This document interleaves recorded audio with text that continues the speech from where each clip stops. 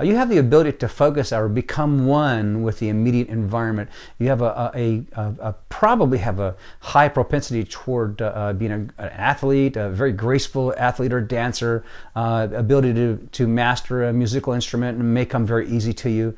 You're highly in tune with your surroundings, and you appreciate the beauty. When you look at the world, you see something very beautiful and something that has high value and high worth. You're exceptional at troubleshooting things, especially in emergency. You might be known as a guru in your particular area, and in time of an emergency, you can be very, very good to have around.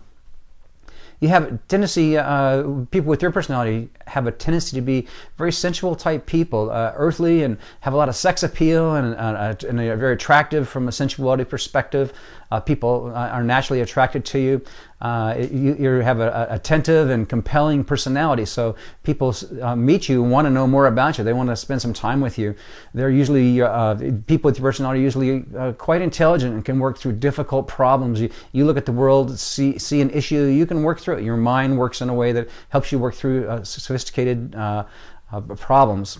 You understand the benefits of close relationships and understand how to support and enhance those relationships. So you're the kind of person that can build a good close relationship and can master it, can be involved with a person at an intimate level and help them grow as well as allowing them to help you grow. And you can handle just about any task that you're presented with. You have a tendency to be a little bit task-oriented and an ability to be able to take things on and get them done and understand how to do things one thing at a time. Okay, let's talk about some of the weaknesses.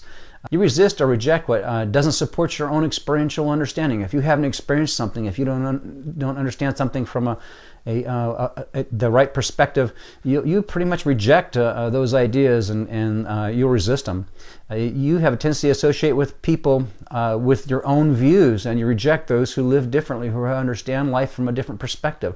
So you like to associate with people who think like you do. And that could be a problem. It's in life, you want to become well-rounded, so you want to associate with lots of people with lots of different views. Take those views into account and make them a part of who you are. You may become overly paranoid about social organizations. They're out to get me kind of an attitude. And just remember to build a database in your mind, build a set of information that you can rely on that'll help give you information, that'll help you from moving toward those kinds of tendencies, because it's just built into it's how you're built. You may unknowingly or uncaringly hurt people's feelings, just not thinking about what somebody else, how you might be hurting them. So be aware of that and watch out for it. You're unaware of desirable communication, expecting an intimate relationship. There are things that people expect in an intimate relationship, and when you're getting close to somebody, they expect things to happen a certain way. And this is a side of your personality that is going to be harmful in a close relationship with your spouse or your children or close workers, people that you work with, team members. So you want to make sure that you understand that this whole idea of communication and relationship is important, and so it's something an area that you're going to want to work on. You may reject a relationship entirely if it's out of your comfort zone. If you meet somebody that kind of scares you a little bit, you might reject it. You want to fight that. You want to fight the urge to reject people just because you meet them and something hits you wrong at first. Spend some time around them. Spend some time to understand who they are, what their values are, and how they operate. Will be a very good idea for you. You may show emotions that seem disproportionate to the situation. You might come up on something and just go nuts over it and thinking that, this is the craziness, and build a lot of drama into it. And just understand that you might have a tendency to be a little bit on the drama side in any situation. So don't allow yourself to be disproportionate in this area, because it'll come off as being as a real weakness in your personality to others, especially those that don't know you well. Okay, here's some action items. Don't expect yourself to be a master of the touchy-feely game. You're not going to necessarily be that person. You're not going to be able to come up next to somebody and just start talking and allow them to talk to you and be real friendly right off the bat. Just not who you are. So don't expect that.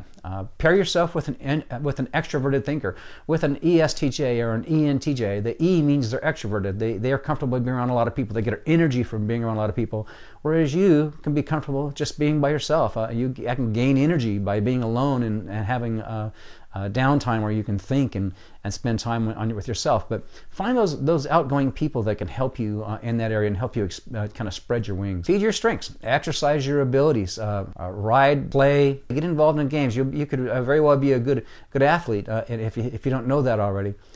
Face your fears of the unknown. Get yourself into new situations. Go to a meeting that you wouldn't be comfortable going to. Go to a class you wouldn't be comfortable. Spread your wings out a little bit and go out and face the fears that you have. If you have a fear of being in crowds and being around a lot of people, force yourself into those and you'll realize that you're just one of the people out there and it's not a big deal. Discuss your ideas and perceptions with others. Don't go into every situation and expect people to understand what you're thinking. Discuss them with them. Bring them up on who you are. And then also respect your need for action. You have a tendency to want to take action on things and respect that and go for it. Make some things happen. Choose a partner and companions who value active lifestyles. You're going to be the kind of person that wants to be active. You're going to want to go do things and instead of be with people maybe. So make sure that there's somebody who can pull you into people relationships as well as doing things. The only way to grow is to get outside your comfort zone. So make sure that you're moving out, that you're expanding your horizons. And then make sure you identify and express your feelings. Know how you feel about things and know why you feel about them. Tell other people. You might have a hard time figuring exactly how you feel about someone that you're involved with. It's important that you figure this out, that you know how to express how you feel about them, that you know how to ask questions that will help you understand how they feel about you. And then last, expect the best. Don't distress yourself with fear and dark imaginings. They're not coming to get you. And if they are, everybody around you will know it too. You won't be the only one.